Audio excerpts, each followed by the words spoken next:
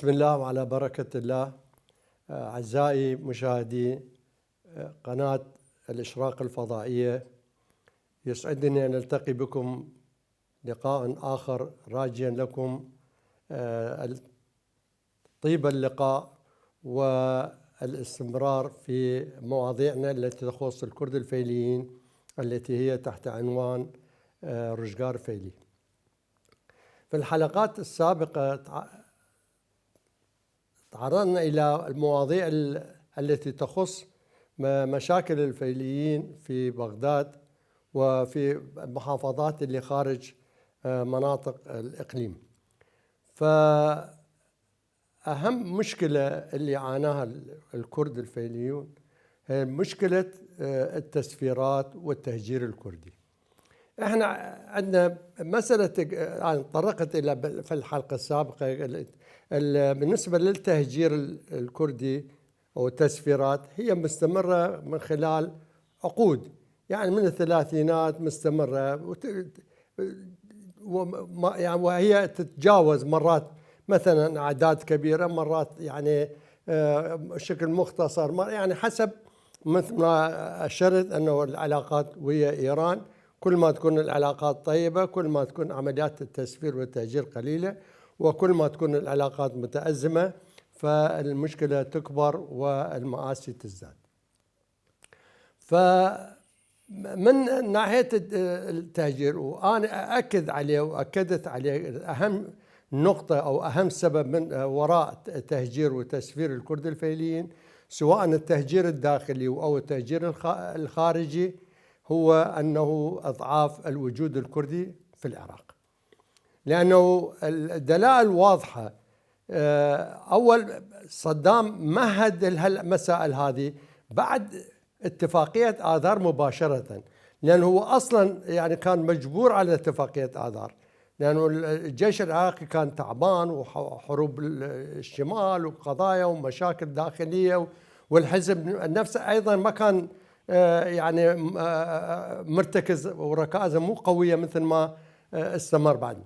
فحتى يعني النص اللي بالاتفاقية أنه التطبيق يتم بعد 4 سنين.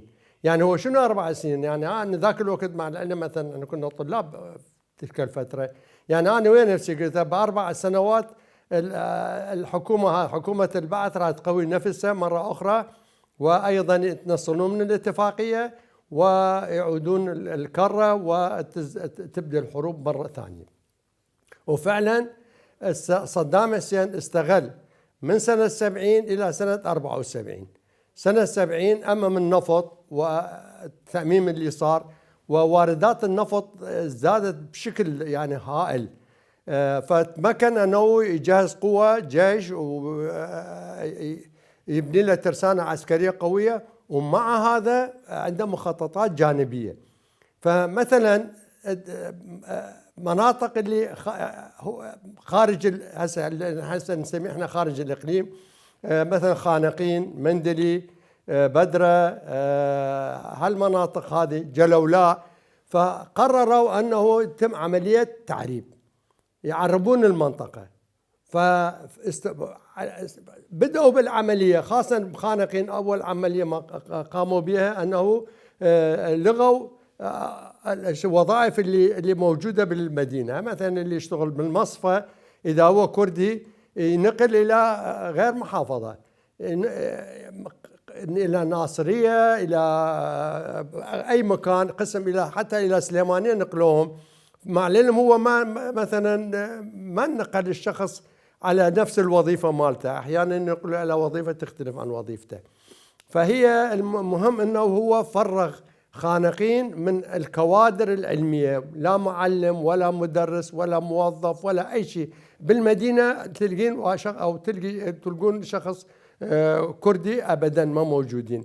ومع هذا سكن القرى، رحل القرى لأهالي القرى اللي موجودين إلى مناطق جنوب وإلى الرمادي إلى سامراء، نقلهم كلهم الناس، يعني وزعهم، تبعثروا.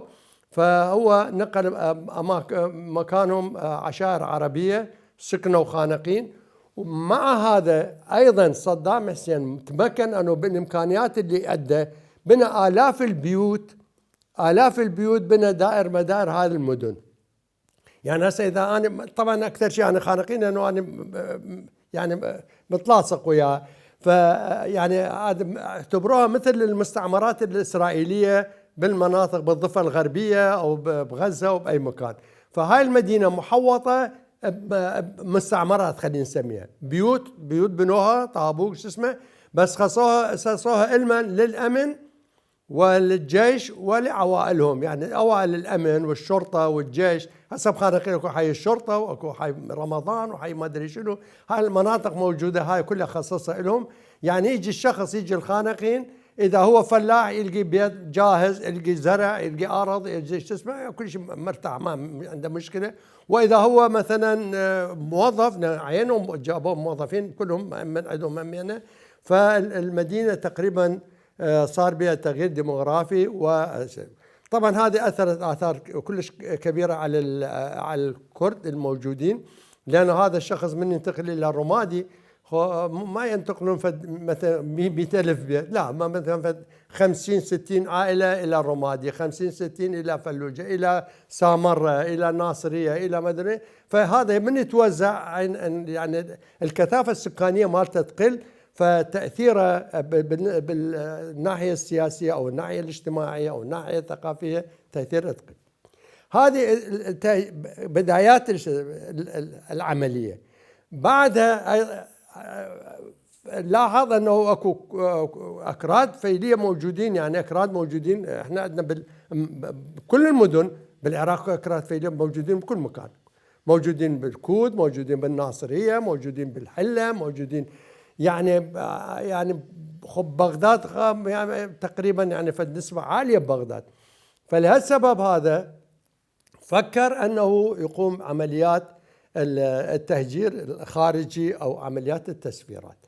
فعمليات التسفيرات اللي صارت مع الأسف مو طبق لقانون، يعني مو على قانون.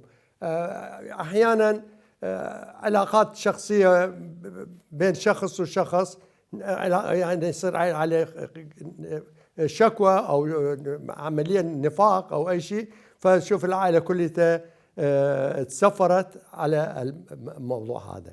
فلأنه ما فد قانون أو فد شيء معين، يعني أي شخص أي كردي ببغداد كان يتوقع بأي لحظة يجون يشيلوه ويسفروه يروح.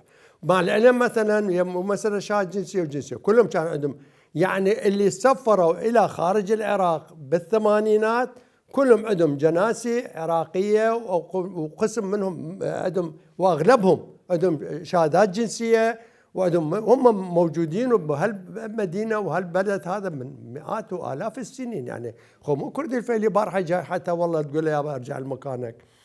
فيعني حتى يعني هذا اللي تسفر هم صابته مشكلة، يعني هذا لأنه راح الإيران، سفروا الإيران. زين الحكومة الإيرانية تدور عليه، غير يابا تعال أنت إذا إيراني حتى هم يتعاملوا وياه بشكل آخر. ها قانون دولي، يعني أنت مثلا يجيك واحد قرايبك وين، يجي واحد غريب وين، ابن عمك هذا تجي تجيبه وتقعده احتياجي، لكن الغريب لا، إلى غير حساب. فالموجودين بإيران اللي ما عندهم سجلات إيرانية، يعني ما عنده سجل إيراني، عنده شهادة جنسية عراقية، ما عنده، يعني ما عنده شيء، بس مجرد سفره قال هذا أنت فلان لازم نسفرك وفي أمان الله، على مود هذا. أو العوائل سفروهم، وهالناس هذول المساكين تأذوا. فالحكومة الإيرانية بهيك حالة ما انطتهم جناسي، إلى هسه ما منطتهم جناسي، ما عندهم، لأن ما عنده عليه شيء يستند هذا حتى ينطي جنسية. يعني ادعاء يابا أنت الحكومة الباعثين قالوا أنت إيراني، يعني هذا شنو؟ يعني طابو حكايته هذا؟ لا. فهذا عامل مهم، عامل يعني قومي، إضعاف القومية. وبعدين عندنا أيضا الأكراد اللي موجودين ببغداد، هم بيدهم حقيقة مفاتيح التجارة والصناعة والاقتصاد العراقي. أغلبهم تجار كانوا، بيوتهم، مالياتهم، استيرادهم، فناس معروفين عندهم دور. فلهالسبب هذا راد إضعافهم، وتقريبا مثل إهانة، يعني الشخص هو تاجر وعنده معامل وعنده شيء، ورأسا هو وعائلته يسافرون إلى إيران، زين نروح لإيران لغة ما يعرف، ما عنده أحد هناك، يعني أكو اللي عنده قرايب عنده شيء، هذا اللي قليلين كلش قليلين، لكن أغلب العراقيين منو عنده أهل هناك. فتحولوا ناس يعني من طبقات، يعني طبقات هي تعيش مجاميع سكانية، وهي تقوم عمليات تجارة وتنمي اقتصاديات البلد، هم تحولوا إلى ناس مستضعفين، يعني ما عندهم حتى إمكانيات البسيطة، يعتمدون على مساعدات الدولة، وهذه يعني شيء إهانة بالنسبة للشخص اللي كان تاجر. بالنسبة لأهالي يعني التهجير الداخلي همينة، اللي سافر من خانقين هو فلاح، حولوه مثلا اجى لبغداد، قسم منهم اكثرهم اجوا بغداد، هذا مثلا قطاعات مدينه الصدر بها اكراد هواي من الخانقين، من مندلي، من شو هذول جو خطيه. هو فلاح زين اجى لبغداد، شو يسوي؟ ما عنده مسألة فلاحه او شيء، ما مجبور شو يسوي؟ لو يشتغل عماله، لو اذا عنده شويه امكانيه يفتح له محل، يفتح له دكان، يشتغل، يعني هاي الامور، يعني صار من منتج صار مستهلك. لها سبب يشوفون مثلا الزراعه عندنا بالعراق دثرت، يعني قمنا نستورد ابسط الاشياء من الخارج، لانه هل هي سياسه البلد هي سياسه مو صحيحه، هي سياسه كان يعني وراها دوافع خطره كانت. هذا العامل الاقتصادي، يعني رادوا يستولون على اموالهم وعلى والعامل القومي او الكثافه السكانيه للكرد الموجودين، فحاول اضعافهم. وايضا اعتبروا بالنسبه خاصه خلينا نقول اهالي حي الاكراد والكفاح، النظام كان انشاء الحقد عليهم، حقد دفين، لان يوم 8 شباط 1963 من صارت الثوره او الانقلاب على عبد الكريم قاسم، يعني يسموه ثوره 14 رمضان. هاي المنطقة يعني منطقة الكفاح وحي الأكراد ما سلموا نفسهم، ما سمحوا للجيش أنه يدخلهم، وهذا أنا بالحلقة السابقة تطرقت إليه. هل موقف مال الكرد الفيليين من انقلاب 8 شباط، واللي هو كان انقلاب بعثي، كان يعتبروه 8 شباط 14 رمضان عروس الثورات، يعني هيك عروس الله طيحت. فلهالسبب هذا فكان عندهم حقد على الاكراد، يعني حقد دفين وحقد، ومرات شو اسمه يعني بصراحه يعني يضجون يعني. وشيء اخر ان اصلا الفكر البعثي هو فكر قومي شوفيني عنصري، فهذا يعني هو يقول أمة عربية واحدة ذات رسالة خالدة، واحدة حرية اشتراكية عرب فلهالسبب هذا يعني هو الخط العام أنه مبين أنه هو خط عروبي شوفيني، لكن مع هذا كان هناك اكو حركات وقومي أحزاب، فكان حقدهم من هالناحية أيضا على الشعب الكردي وعلى الكرد الموجودين بهذا. الآن وصلنا إلى فاصل، وإن شاء الله نواصل بعد الفاصل.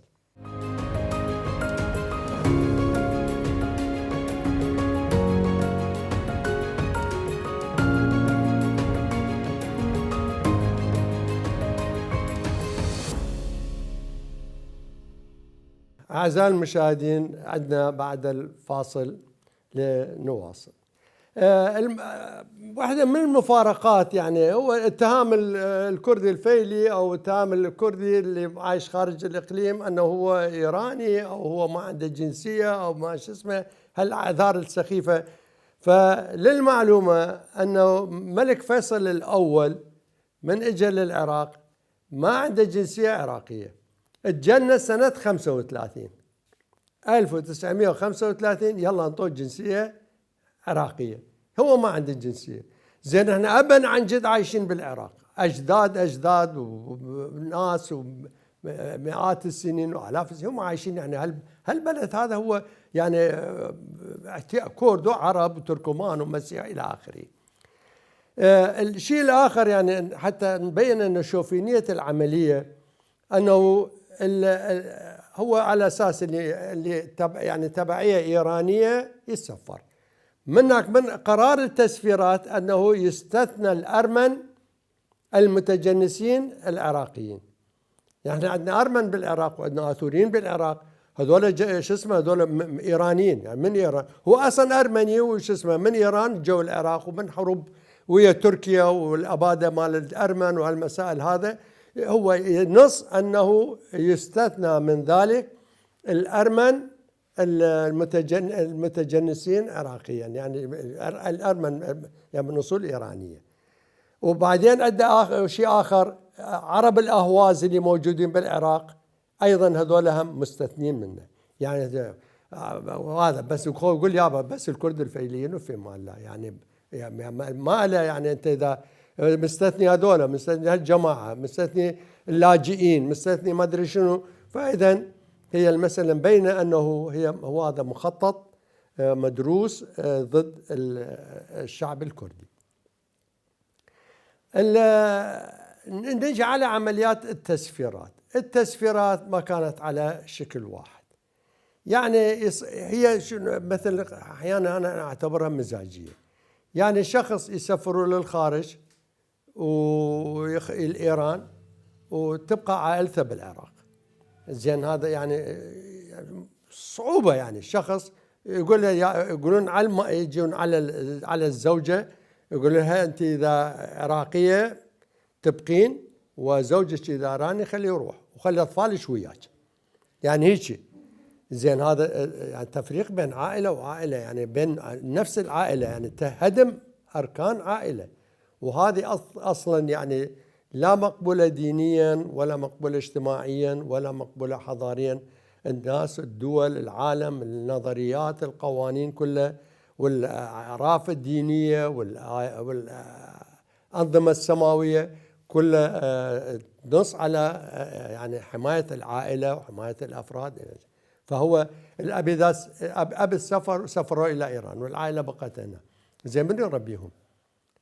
الأم جزء ما تقدر، الجزء عائلة كبيرة، يعني هذا شنو جزء أو خط أو طريق إلى الانحراف.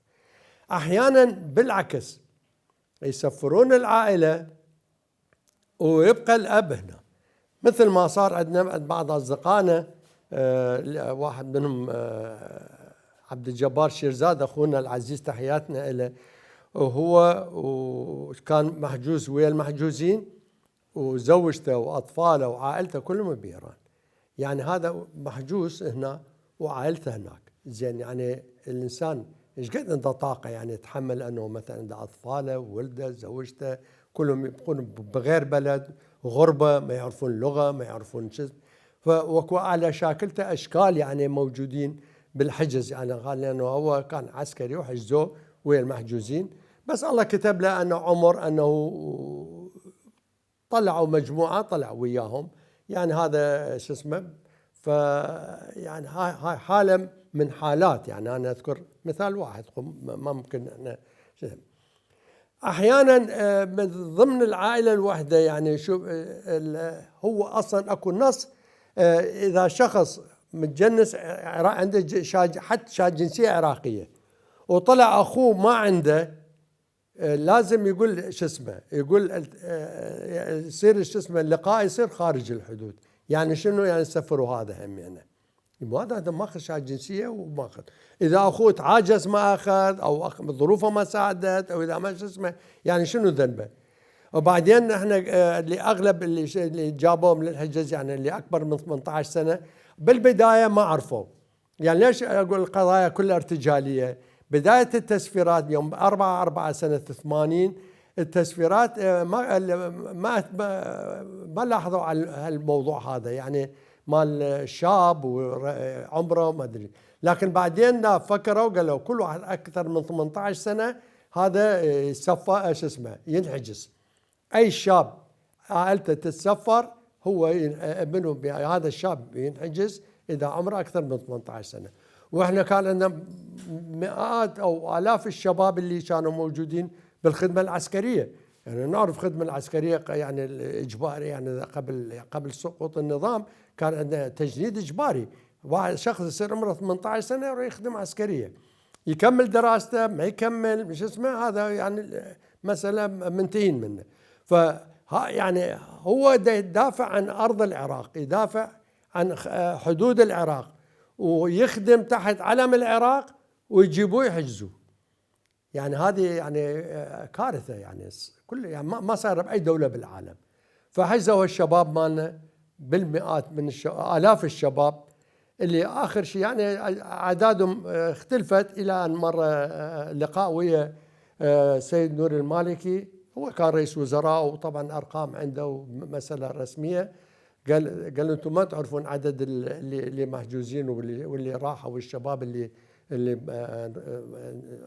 قتلوا وراحوا، قال عددهم 22,000 واحد. يعني هذا الرجل من كلامه، يعني بقت بعد التخمينات وهذا بعد ما حد يدري. المحجوزين اللي موجودين يعني حتى اللي أخذوهم للحجز يعني مختلف الحالات. يعني مثلا شخص اياد عبد الواحد ناوخاس، اياد عبد الواحد ناوخاس جدة هو اللي تبرع ببناية مدرسة سنة 46 للكرد الفيلية. يعني بال 46 هذا الرجل عنده إمكانية يشتري بيت مال الملك فيصل الأول، هو مو ملك فيصل، مال عبد الرحمن النقيب، ويحوله إلى مدرسة. وقبل ايش قد أبو جدة وما أدري، فيقول ايش اسمه جابونا للحجز، يقول بالرقم 1 أول مرة. يقول بعدين أنا ودوني وأخويا، يقول أنا أخوه هم أنا عسكري، وعنده أخ يعني هم 3 عسكريين. فيقول حجزونا، يقول 2 من عندنا حجزونا وواحد بقى.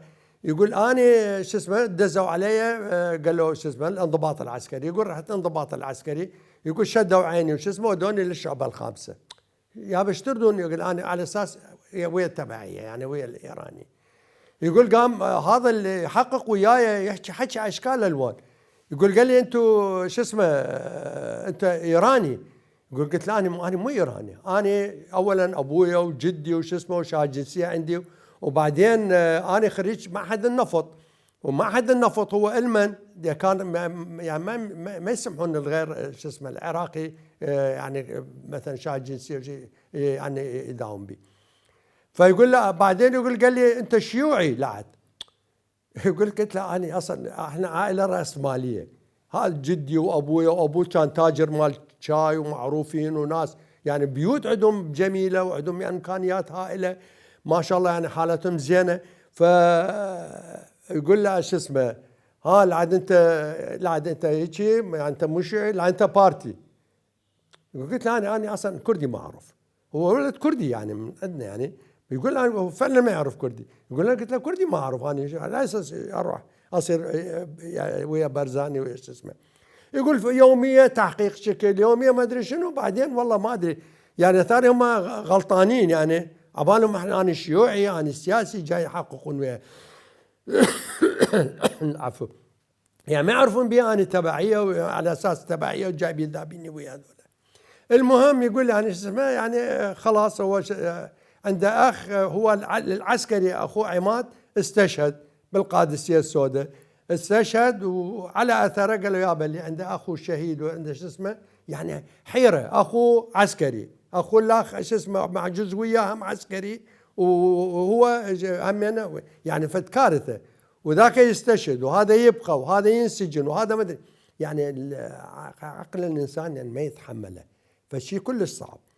أي فيقول أنا أخويا سمعت بأنه مستشهد بالحرب بالقادسية، فطلع الولد وبعدين يقول شو اسمه أخوها من شو اسمه صار هم طلعوه وياه، بس هو أخوه يقول أخويا ودوه للخدمة العسكرية قاطلاخ يعني رجعوه للخدمة، لكن أنا لا أنا كبير بعد يقول خلوني ويحكي لي عن وضعه. يعني أنا طبعا صديقي وأعرفه من قبل حوالي 30-40 سنة، فيعني اتصور عايش يعني فتح له محل مال تصليح سيارات، هو محل وهو يعيش بيه وهو يسكن بيه وينام بيه ويشتغل بيه، يعني حالة صعبة جدا، واحد من يمشي إمكانيات هائلة من أهله وبيوتهم معجوزة وإلى آخره.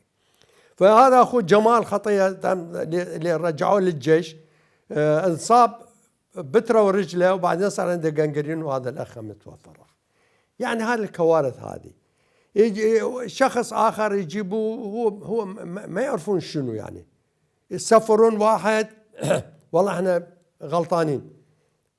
عندي واحد لا خلينا نسوي كتاب، يعني التقيت بهواي اشخاص.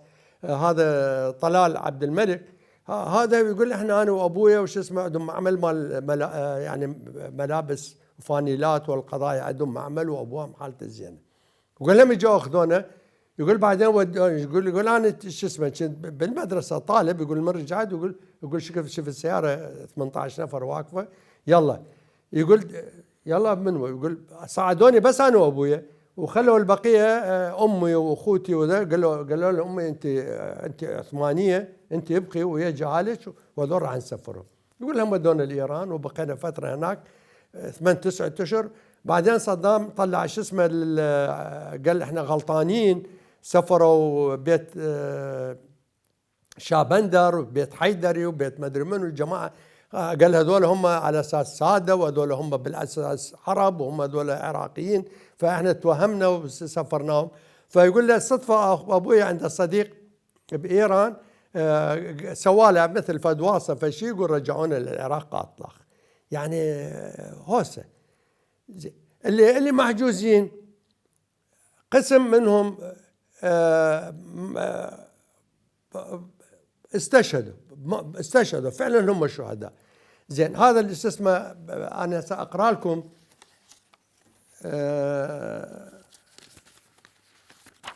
اعدام عن طريق الخطا. يعني يقول لك احنا مخطئين، توهمنا يابا، متاسفين عدمنا ولدكم واحنا ترى يعني خجلانين، يعني شنو هذا عيب. هذا هنا يقول نعلمكم بان الاسماء الوارده بكتاب برفقه كتابنا على هم من التبعيه الايرانيه الذين كانوا في نقره السلمان وليسوا من عناصر حزب الدعوه العميل. يعني شنو؟ يعني هم ابالهم هذول حزب الدعوه. زين تعدم واحد غير اكو قرار اكو شيء على اساس يعني والله عدمناهم. بعدين طلع قرار لاخ من شو اسمه انه يعتبرون شهداء اثناء الواجب ويخصصون لهم راتب كل واحد 54 دينار ذاك الوقت. وانا عندي ولد خالتي 2 من هالشيء هذا جابوا شهادات وفاتهم انهم شهداء. يابا وين هم زول محجوزين بالسجن، وين كانوا الشهداء؟ زين شهداء ايران، شهداء العراق، يعني هذه يعني الصور اللي البشعه من بشاعه النظام السابق. ومع الاسف اكو ناس الى هسه قسم يقولون ذاك الوقت احسن. اللي ذكرنا من المآسي ضد يعني اللي تلقاه شعبنا والكرد، الشعب الكردي بصورة عامة والعراقيين أيضا بصورة عامة، لأن كل العراقيين مظلومين، وظلم صدام كان ظلم متساوي على العراقيين، ولكن حصتنا كانت حصة الأسد من المظالم. فإلى لقاءات أخرى أو إلى حلقات أخرى أو إلى برامج أخرى، أستودعكم الله وأتمنى لكم حياة سعيدة، ويبعد الله عنكم كل الشر وكل ضعف وكل خبث وكل ظلم. فنهاية الحلقة أستودعكم الله وإلى اللقاء.